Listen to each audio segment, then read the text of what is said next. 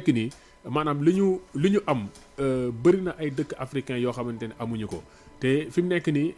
ñun ni nga xamante ne moom la peut-être Khadija doon wax on a été des élus loolu la Kogel Chogola Maïga ak Assimi Goïta aussi nekkee ay élus ndaxte boo xoolee Kogel Chogola Maïga mag la boo xamante ne xam na problème yi am Mali ba pare am na si ay solution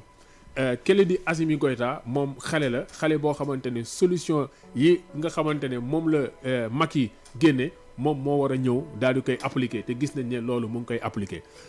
problème Mali nag benn instant li ko gën a fësal maanaam mooy li nga xamante ne moom mooy CEDEAO jóg nañ daal di xoqatal Mali ndaxte dañoo bëgg ñu def seen ay élection mais élection Mali balaa ñu koy def il faut que Maliens yi mën a defaraat encore seen ay constitution il faut que Maliens yi mën a defaraat encore seen ay dëkk ndaxte Mali am na lu mat ñeenti coup d'état si fanweeri at nga am ñeenti coup d'état te it xam nañ ne am na jamono joo xamante ne CEDEAO si boppam moom moo defoon benn rapport ne Maliens yi balaa ngeen di defaat ay élection na ngeen defaraat encore seen constitution na ngeen defaraat encore seen dëkk ba lépp nga xamante ne dina tegu si yoon bu jub mais loolu bi ko CEDEAO waxee ba léegi ni Maliens yi defuñu ko tey jii nii mu am régime boo xamante ne nee na ñoom dañoo bëgg defaraat seen dëkk dañoo bëgg defaraat seen ay constitution ba nga xamante ne ay affaire de coup d'état yooyu noonu yëpp dina jóge si dëkk bi ñu ñëw taxaw ne non du ngeen ko fi defee gaaw leen ngeen def élection ñu ne leen déedéet balaa ngay def élection kay mais dafa am loo xamante ne moom moo koy jiitu li tubaab di wax faut pas mettre la charrue avant les bœufs tey jii nii waa CEDEAO dañoo tuuti ndaxte CEDEAO bu fekkonte ne ñoom dañoo bëgg jàppale Mali du si ay def leen ay élection lañ war a jàppale Mali CEDEAO dafa nekk dafa nekk maanaam kuréel boo xamante ne dafa ëmb ay dëkk yu bëri dëkk africain yu bëri tey jii nii ñëpp xam nañ ne Mali mais seen jafe-jafe bu ëpp mais terroriste yi mais lu tax CEDEAO maanaam du jéem a gis dëkk yooyu yëpp ku nekk nga jéem a yónni Mali lu mu dee 1000 wala de 2000 hommes yoo xamante ne dinañ dem jàppale Mali ngir ñu xeex maanaam terrorisme boobu mais defuñu ko. mais loolu dafa nekk loo xam ne dafa metti Maliens yi te Maliens yi maanaam seen gis nga corruption dafa sàpp Mali ndaxte maanaam institution yi dañoo jaxasoo woon maanaam lépp dafa jaxasoo woon ci réew mi ba nga xamante ne exemple yi ñu mën a joxe Maliens yi bi ñu demee di xoolaat maanaam bi fa IBK nekkee seen budget pour armement bi ay 400 milliards la woon. mais bi ñu demee ba nommé benn budget boo xamante c'était de près de 1300 quelques milliards pour que gars yi dugalaat ko ci armement bi mais Maliens yëpp dañoo tàccu parce que à un certain moment xamoon nañ ne maanaam les terroristes ils étaient plus armés que même l'armée malienne ndaxte bi nga xamante ne Kadhafi dëkk bi dafa toj armes yi fa nekkoon nag yooyu yëpp maanaam terroristes yi dañ koo jël récupérer ko daal di daw dugg ci biir Mali te bi ñuy daw di dugg ci biir Mali mais désert lañ traversé. mais mënuñu wax ne les occidentaux ak seen satellite ak seen moyen de contrôle loolu yëpp ñoom gisuñu ko gis nañ ko mais daf leen arrangé moo tax ñu bàyyi ko bi ñu bàyyee terroristes yi maanaam traversé Mali yi di daw bay kooku tomb ko bay waaj a dugg ci Bamako ci la français yi ñëw daal di interposé wu ne leen ok gis ngeen ne ñun français yi ñoo baax ci yéen ñun ñoo leen mën a dimbaleeg affaire yooyu mais loolu këppatal la tey jii nii Maliens yi xam nañ ko ndaxte bi ñu defee seen bilan xam nañ ne ci maanaam. ñaari at yi ñu génn maanaam 2020 ba léegi nii li nga xamante ne jot nañ koo def ci ay jëye maanaam ci fukki at ak ñaar français yi defuñu ko ci fukki at ak ñaar américains yi defuñu ko ci fukki at ak ñaar tubaab yi defuñu ko kon nag benn instant est-ce que ñooñu dañ doon xeexal Mali non xeexaluñu woon Mali seen bopp lañ doon xeexal ndaxte dañoo bëggoon maanaam lëmbee dëkk bi ba nga xamante ne dëkk bi tas na ñu jaar ci suuf daal di def seen ay exploitation mbir mi lool la Mali xam nañ ne mooy dafa bëri or dëkk ci ëpp or ci àdduna bi ci lañ bokk tey jii nii bu ñu waxee or mais sa xel mënu la ñàkk a dem ci Kanka Moussa tey dañu ne c'est l'homme le plus riche qu'a connu l'humanité ndaxte Kanka Moussa bi muy jógee Mali di dem maanaam Makka ay tonnes or la yóbbu mais tonnes or yooyu moom mu yóbbu mais c'était une exploitation artisanale kon tey jii nii imaginez cette exploitation industrielle c'est combien de milliers de tonnes d'or nga xamante ne nit yi moom lañ mën a exploiter donc c'est-à-dire que France si jëmu boppam xam na ne le Mali est une mine d'or pour la France et que position bi nga xamante ne France jël na ko weesuwul ci li muy sàcc malien weesuwul ci li muy sàcc nigérien yi ci kaw loolu nag malien yi nag ñoom mais ça suffit parce que Mali bëri na ay infrastructures yoo xam amuñu ay infrastructures yu baax tey boo demee France ñu ngi nekk seen ay oh là là seen chômeurs yi dañuy fayee ko ay 600 000 francs par mois maliens yi tey y a tellement de chômeurs y a tellement de jeunes qui veulent du travail mënuñu ko am ñu ne non bàyyi leen suñu pétrole bàyyi leen suñu or bàyyi leen suñuy ressources minières ñun mun nañ ko gérer suñu bopp dem leen seen dëkk gars yi bañ na duñ ko def mais ci kaw loolu puisque CEDEAO ñi nga xamante ne ñoom ñoo fa nekk maanaam ndunguru yi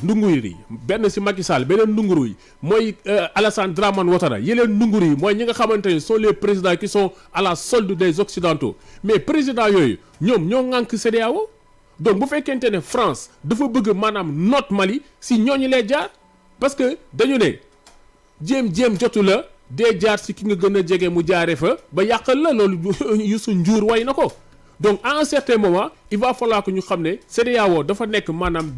benn appareil boo xamante ne France moo nekk di ko manipuler te jeu boobu Mali daf ko comprendre comme que Mali nag comprendre na jeu boobu mënul topp li nga xamante ne CEDEAO moom lañ bëgg di ko asphyxier te nag CEDEAO sax dafa njuy CEDEAO mënul asphyxier Mali problème yi nga xamante ne Mali am nañ ko mais Sénégal ñu ngi commencé di jànkuwanteel problème yooyu n'est-ce pas tey jii nii tund bi gënul yokk Sénégal n'est-ce pas mais li nga xamante ne waroon na jóge Mali parce que Mali moo ëpp li muy taw Mali moo ëpp cheptel moo ëpp xar moo ëpp nag yooyu yëpp Mali moo ñu ko ëppalee bëri na loo xam da doon jóge Mali ñëw fii di dundal sénégalais yi tey bu fekkee dañoo tëj frontières yi mais Sénégal moo ëpp li nga xamante ne ci lay gën a sonn par rapport ak maliens yi kon nag problème malien bi weesu wulwule France moo nekk di manipuler CEDEAO ñi nga xamante ne sont les marionnettes de la France di leen manipuler ñu ñëw di tëj frontières yi di jéem a xoqatal un pays nga xamante ne c'est un pays frère kon nag problème bi leer na quoi xam nga à un certain moment nag ñun du ñu toog croiser les bras di seetaan Mali ëllëg ak lu si biir bu ñu demee xoolal ba dee ñi nga xamante ne ñooy nekk suñuy sët ñi nga xamante ne ñoom ñoo nekk suñu ay descendants dinañ ñun suñu ay maam yi lan la ñu defoon bés bi nga xamante ne Assimi Goïta taxaw na di xeex ak France tey loolu dafa war a leer ñi nga xamante ne ñëpp xeexaluñu France ce sont des traîtres ce sont les mêmes traîtres qui ont regardé Thomas Sankara ñu rey ko ce sont les mêmes traîtres qui ont regardé Cheikh Anta Diop ñu koy noot ce sont les mêmes traîtres qui ont regardé Patrice Lumumba ñu rey ko ce sont les mêmes traîtres qui sont là aujourd'hui loolu dañ ko war a wax une bonne fois pour toutes am na si tey jii nii des semblants de révolutionnaires des semblants comme par exemple ay Didier Awadi bu ñëwee taxaw di woote un truc de panafricanisme amul fenn foo xamante ne ils ont pris position ne ñoom dañuy défendre le Mali amul fenn fu ñu jël position ne ànduñu ak France parce que seulement sont des gens qui lèchent le maa ngi jégalu ci di mar waa loolu taatu France quoi voilà parce que à un certain moment il faut que ñu xam ne quand un pays veut être souverain il faut que ça soit très difficile France du yomb ñu jógee ci loxo France te loolu Mali xam na ko te ñu ngi ci loolu Mali depuis combien d'années Mali jotul benn financement extérieur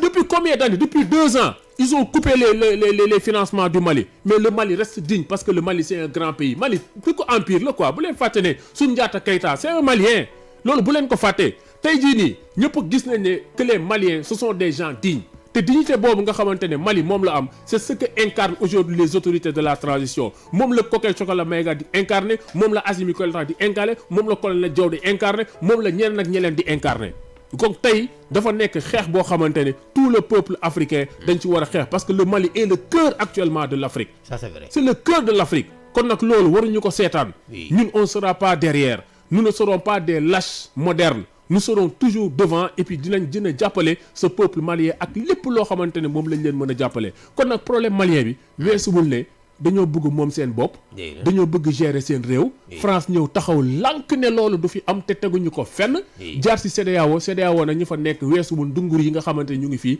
lépp lu CEDEAO wax ñu ne dañ koy def kon nag que tout le peuple africain s'unisse derrière le Mali te Mali xam nañ ne ils ont le soutien du peuple africain bi yëpp ñu ngi soutenir Mali ñi leen soutenir kay mooy ñi nga xamante ni ñooy suñu njiit te ñooñu tey ñu ngi nekk di trahir le peuple te devant cette trahison ils vont répondre xam nga devant l'histoire quoi kon nag loolu laa amoon loo xamante ne mun naa ko jox un peu par rapport à cette situation malienne te aussi mun naa joxe juste benn exemple par rapport ak corruption bi nga xamante ne xam nga maa ngi doon wax naan ñoom de 400 milliards ils sont passés à près de 1000 et quelques milliards mais imaginez après bi ñu li ñu découvrir mooy que ne maanaam ay pistolet yoo xamante ne xam nga ay fetal ay ngàndaay yoo xamante ne da doon jar ay 100 000 francs mais les gens ils ont taxé ça à 1 million ay oto yoo xamante ne da doon jar maanaam 40 millions nit yi taxe ko ay 400 millions.